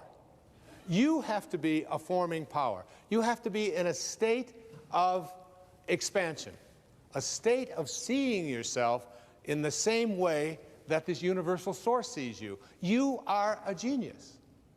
Einstein said that imagination is more important than knowledge. More important than knowledge. He also said something very powerful. He said, all I want to do is to learn to think like God thinks. All the rest is details. It's just details. How much time do you spend in your life on the details? This program is about learning to think, feel, and sound like your source, like source energy. So you have to pay attention within you to all of your inner thoughts that have any doubt in them. Hawkins talks about this in Power versus Force, that everyone that is labeled a genius has something called radical humility. They don't brag about it. They don't talk about how great they are. They just know that they came from a source and they came here to do something. And to me, I mean, I have people that show up in my life who think that because I can get up in front of an audience or because I can sit down and write, that this makes me a genius. And, you know, folks, you know, if my car doesn't start, I open up the hood and I'm looking for on, off. Hoping to find a switch in there. That's just, because otherwise I am completely challenged when it comes to fixing things. And I want it that way. I encourage that, all right? I don't want to be spending my energy fixing screen doors, and I've made that really clear. So I just manifest screen door repairers in my life. The way that you stay with this field of expansion is that you align with the spiritual energy that is really the genius from which you originated. You are a genius. One of the most important things that you can do is look for the genius in others. See it in everyone, in everything that they do, and remind them of that. I have 8 children. Every single one of them is a genius in their own way. Every one of them. One of my daughters is, who you'll be hearing in a few moments, is a genius when it comes to taking the microphone and singing. One of my daughters has such power in her ability to get on a horse and to take little children and to show them how to ride a horse. And she looks with her long, flowing blonde hair when she's out there, and she takes these little children, and she just touches my heart, and it's so powerful. And she knows that this is her purpose. Her purpose has something to do. She can't ever stop thinking about anything that doesn't have something to do with horses. Every paper she ever had to write in school has something to do with that. She's her own little genius. I have a son who is who's a surfer and who's also made up his own language. He speaks a language that he and a few of his friends can do. And I have a brother. My brother David is the same way. He created a language when we were 13 and 14 years old, and I still speak it today.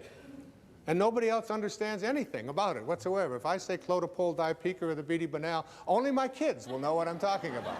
There's not a person in the whole country. My brother Dave, watching this, he'll know what I'm talking about. That's a genius. All of my children have this in one form or another.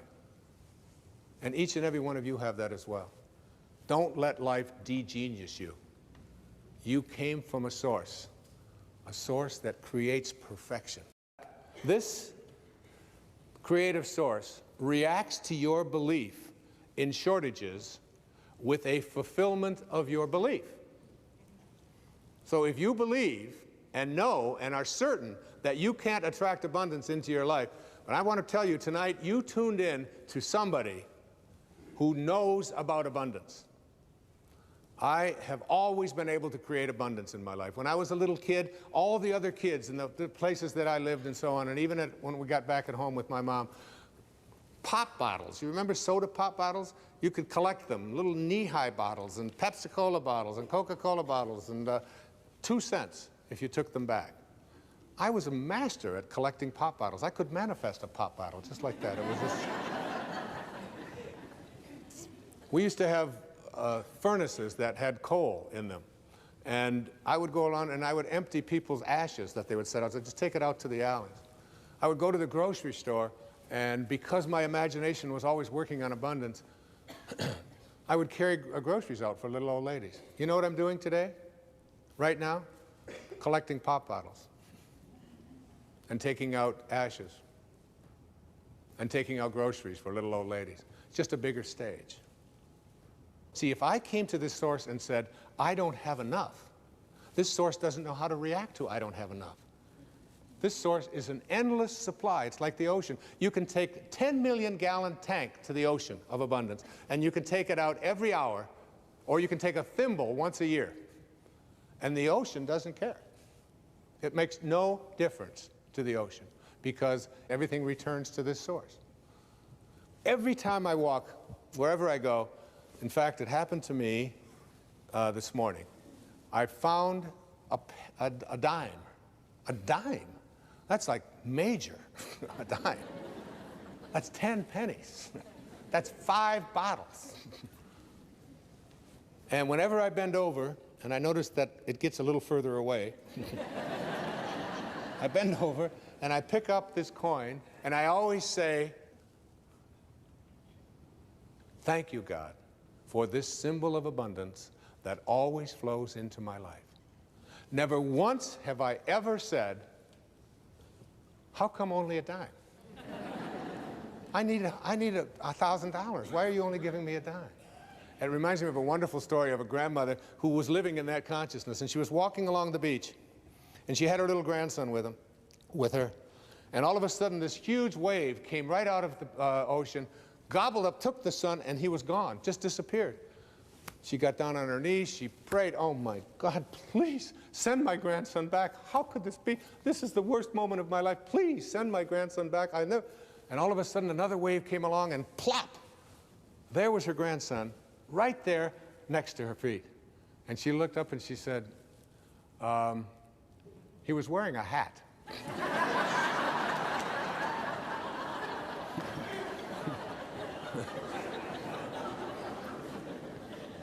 The face of abundance is like you have to come to this source not with what is missing, because it doesn't know. There's nothing missing.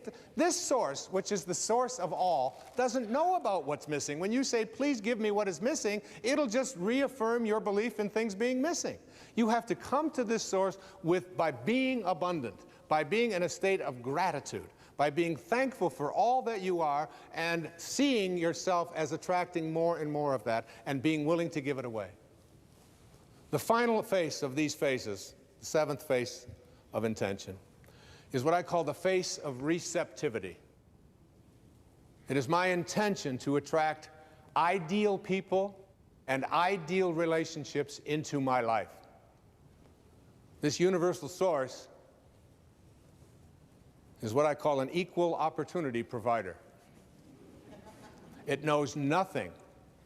It knows nothing about not being receptive. It doesn't show up in you and not in you. It isn't anything that would judge one as better than the other. Are you receptive? Are you receptive to everyone?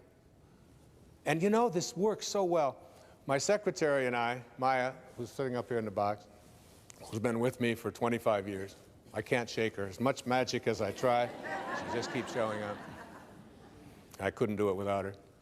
And we were leaving for a talk in Chicago, I believe it was, from Florida. And we had 7 boxes of books to take with us on the plane. This was in the days when you could take what you wanted on a plane. And we were scheduled out on one airline that I was a platinum something or other on, and we found out that the flight was canceled. And they had already checked the boxes in, and then well, they sent us to another airline at the other end of the terminal. So we wheel up there, we go up there with the 7 boxes, and she's up there, and this woman's got a scowl on her face at this new airline, and almost as if she was saying, "You won't be getting these boxes on this plane." And she was determined that that was not receptive to this idea whatsoever. Now, my way I handle these kinds of things in my life is by every time, if I meet a surly waitress or a surly waiter, or if I meet someone who, when I'm checking into a hotel, is giving me a hard time, to me, this is just a wonderful opportunity to practice the power of intention. Can I be receptive to this person and have them eating out of my hand in no time at all? And it isn't by being phony or artificial. It's by trusting that if I'm receptive to this person, if I'm sending love to this person, if I'm sending kindness, if I am being what my source is, if I am in harmony, in rapport with source energy, then I can create an ally. So my secretary was about to, and I just said, "Maya, don't say a word." And I went up to the woman and I just started talking to her, and because I knew, I could just tell by her body language that she was about to tell me, "You're only going to be able to take 2 boxes with you for each person, and you're going to have to leave 3 here." But that just wasn't on my agenda whatsoever. And I reached into my briefcase and I took out a book and I signed it. I said, "I'd really like you to have this. I appreciate you putting us on your flight." And I started talking to her in this really kind of way, and I said, "It's just, we just missed this other flight. I've got to give a talk up here in Chicago." And I extended as much kindness as I possibly could. I was totally receptive and open to her. And by the time this encounter ended, she was asking, "Don't you have any more boxes? Isn't there something else that you'd like to ship? Do you want to ship one of your kids? We can..."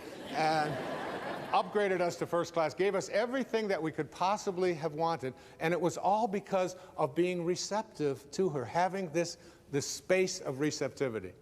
When you have receptivity, when you are practicing infinite patience, when you are being the kind of person you wish to attract, you have to want it more for others than you do for yourself.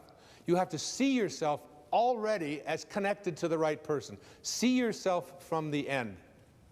And see yourself as having all of the right people showing up. Act as if they're already here. Because that's what the source is. And they are already here. I'm telling you, when I'm writing and I'm in the space that I'm defining here right now and speaking about right here, when I'm in this space, I want to tell you, ladies and gentlemen, that everybody shows up that I need. And it almost gets to a point where I get befuddled by it, how beautiful and blissfully it works. I'm even befuddled by you all showing up. We just put a little notice out there and said, "Come to Boston. Please come to Boston." Isn't that a song? And you all did. Thousands of you. Look at you, all over the place. This beautiful place and these lobbies and going all the way up into, there's people up there. You're 1,000 miles away. You're all here. And when I'm writing, my eyes will glance on a book that's been on the bookshelf for 20 years and I haven't looked at, and I'll walk past it and it'll fall. What is that? And I'll pick it up, and it's exactly what I needed. The phone will ring, and the exact right person will show up. When you're in this place of being receptive, kind, loving, beauty, abundance, when you're in this place, the universe conspires with you to create the right people, the right things. It all shows up. It's not your ego. I don't do it. It's called surrender. It's called, in the recovery movement, we call this letting go and letting God. Just letting go. You have a senior partner, if you knew, who walked beside you at all times on this path that you've chosen. You could never have another doubt that this would work. And I'm telling you, you tuned in today on this PBS show to listen to somebody who has believed. Not only do I believe in this and write about it, speak about it, I live it every day of my life. It always works.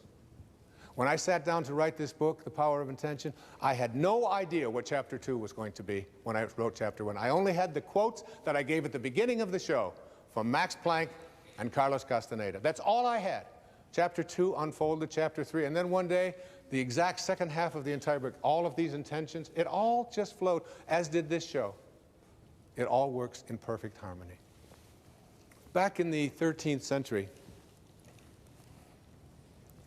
there was a man who, his name was Francesco. And we named the city of San Francisco for this little monk. He gave up all of his worldly possessions. And he provided us with a message. Remember earlier I said Einstein's observation that all of us, everybody else is concerned with details. All I want to do is learn to think like God. Do you see what he meant now? Can you see that? He wants to think and sound and feel like his source. Well, Francesco, who later became known as St. Francis of Assisi, a place where I've visited many times and feel a very deep and powerful connection. In fact, there was a powerful statue of Francesco next to me during the entire writing of The Power of Intention, and it was carved for me by the ancestors who lived in Assisi right there for me one day. I watched them do the carving for me and feel his presence. I'm telling you, I feel him right now, right here on this stage.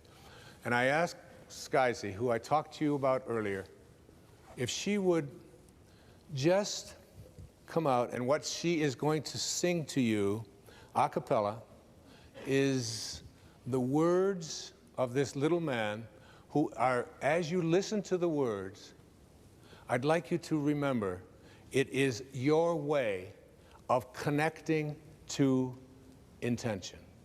You can connect with these messages. My beautiful daughter, who I'm honored to have here on the stage with me, come out here, sweetheart. Her name is Sky Dyer. Look at this. You stand. You're so beautiful. Very good.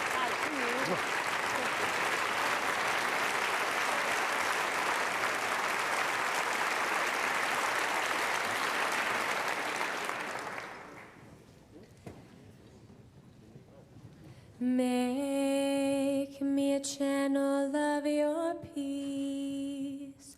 Where there is hatred, let me bring your love. Where there is injury, your pardon, love. And where there's doubt, your faith in you. Make me a channel of your peace. Where there's despair in life, let me bring hope. Where there's darkness, only light. And where there's sadness, ever joy. Oh, Master, grant that I may never seek so much to be consoled as to console, to be understood as to understand, to be loved as to love with all my soul. Make me a channel of your peace. It is in pardoning that we are pardoned, love. In giving of ourselves that we receive. And in dying we are born to eternal life. Oh, Master, grant that I may never seek so much to be consoled as to console, to be understood as to understand, to be loved as to love with all my soul. Make me a channel of your peace. It is in pardoning that we are pardoned, love. In giving of ourselves that we receive. And in dying we to eternal life. Thank you.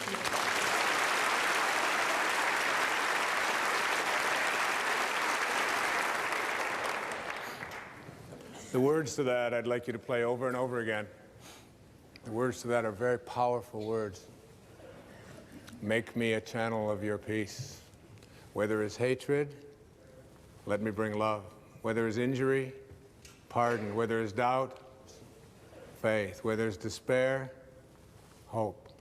Where there's sadness, joy. It's not a prayer. It's not a religious statement. It is a beautiful technology for teaching us to bring the presence of higher, spiritual, divine, organizing intelligence to the presence of every energy that is not of this source. Every energy of hatred, anger, fear, worry. And we need it in the world more than we've ever needed it before.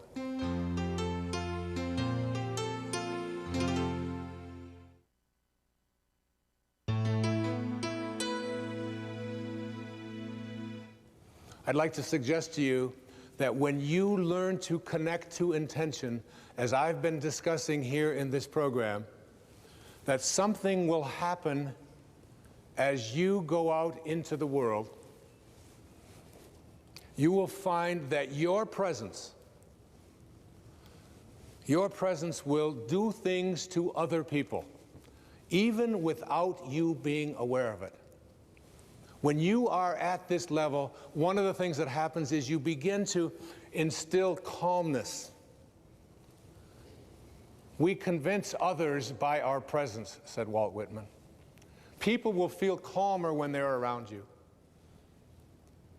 You ever be in a group of people where you instantly know that when you're around them, it just feels good. You feel better about yourself just for having been in the room with them? That's what will happen. And there's also people who, when you're in the room with them, you want to run away because they bring very low energy. And people say to me, you know, other people are always bringing me down. I'm working with, if you knew what my family was like, if you lived with the people I live with, you wouldn't be saying these kind of things. And I say, low energy people can never bring you down. You have low energy because you hate people for hating you. You get angry at people for being angry at you. You judge people for judging you. You join others in their low energy. What did Sky just say? Make me a channel of your peace. Don't send me peace. Francesco didn't say, I need some peace. I'm short of peace. But this is only peace. It can only provide. Make me a channel of this. Allow me to be this. Your presence, when you connect to intention, to the field of intention, as I've been describing it here today, your presence makes other people feel energized. They want to do more. They want to write. They want to create their music. They want to make Mr. Holland's Opus. It's like, who doesn't love that movie? And it isn't because it was such a great movie, which I think it happens to be, but it was because everybody, every one of us has that in Rocky. How many people saw Rocky? Remember Rocky by Sylvester Stallone? And you walk out of there, and you might despise boxing, but you go, there's a Rocky in me. We all feel, you walk out of there, you just feel like, it's like your presence makes others feel connected and uplifted. Your presence makes others people feel purposeful. It inspires them to greatness. And there's also an impact that you have on the consciousness of all of humanity. In Power versus Force, again, Hawkins speaks about what happens to us. What happens to us when we, here we have in this room probably 1,000 or more people in this beautiful, majestic theater in Boston. Just by your being here, just by watching this program and taking on some of these ideas, you change the energy of the entire planet. Everything is connected to everything else. The Native Americans used to say, no tree has branches so foolish as to fight among themselves. We're all branches on a tree called humanity. What I'd like to do is just do a quick summary now of what I call the Dyer dozen. And this is the 12 points that I have been speaking about and talking about here in this entire program. There are 12 of them. I'm just going to spend a moment or two on each of them. If you want to jot these down while you're watching, I would encourage you to keep track of these 12 ideas, the Dyer dozen, for connecting to intention. 1, want more for others than you want for yourself. Want more for others. Whatever it is that you perceive to be missing, whatever health problems that you may have, whatever addictions you're struggling with, whatever lack of love that you have in your life, whatever lack of peace that you have with your aunts and your uncles or your parents or your in-laws, want the peace that you seek for yourself more for them. Want it more for them. That is how we create this level of consciousness. Secondly, think from the end. Begin to see yourself surrounded by the people and the events and the things that you would like to have. Only see yourself. You're having a problem with an addiction, see yourself as addiction-free. See yourself, if there's a car that you want. My son was perfect at this, Sans. I mean, he's just so good at this. Because there's a certain car that he wanted. It's yellow. And he didn't just bug me about it every day, which they all do. And all kids will do that. But he saw himself. He got a picture of it. He put it on his computer. It's the background of his computer, this yellow whatever it is. All right? I call it the school bus. I told him I was going to put cab fares on the side of it, but that's what he wanted. Huh? And then he saw him, and then he went down and he drove it. And it was a used car, and he got on the internet, and he just saw himself in it. He couldn't not see himself in it. You know, we call this just persistence and being a pain in the rear end oftentimes, but it's not that at all. What it is young people have this instant knowing and awareness that I can create what I want for myself in my life, and the way that I do it is I act as if it's already here. And almost like they won't be denied it. That's what intention is. It's not that pit bull attitude. It's that awareness that I am thinking from the end. It's already here, because everything that you think is missing from your life is already here. The third of these dozen is to be an appreciator in your life. Be an appreciator. Look for that which is valuable rather than worthless. Look, you go out and you buy a house, and 10 years later we say it appreciates in value. What does that mean? What does it mean that a house appreciates? It is more what? Valuable. It's more valuable. Same thing with you. If you're an appreciator, you have more value. Now you buy a car, you drive it off of the lot, and they say, well, it just depreciated by 20%. What does that mean? It is not as valuable as it was before. When you depreciate, you take your value away. When you appreciate, you make yourself valuable. What could be more valuable than being connected to Source? 4, stay in rapport with Source energy. Stay in rapport. Your job here is to be in a state of harmony with this. Constantly reminding yourself, is this how my Source thinks? 5, resistance. Understand this about resistance. Every thought that you have that is other than that which you emanated from is resistance. Every unkind thought, every uncreative thought, every thought of judgment, every thought of fear, every thought of depression, every thought of it can't happen, all resistance. So if you say, well, easy for him, he can talk about this, but I can't, that's resistance. You're right, absolutely. Even if you think all of this is a bunch of nonsense, you're absolutely right.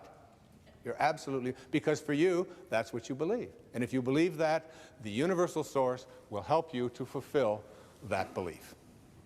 6th is what I talked about many times in the program. Contemplate yourself as surrounded by the conditions which you want to produce.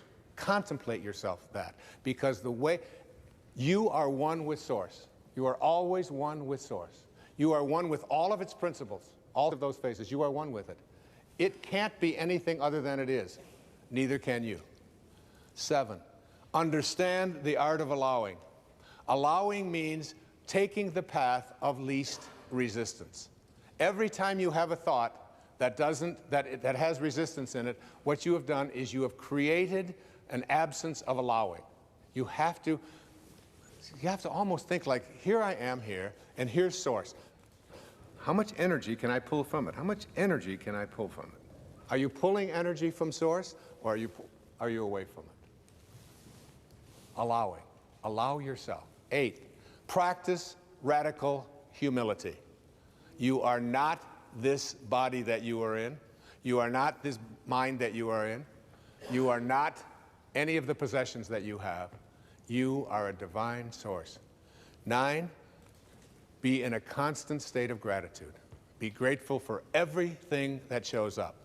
Everything.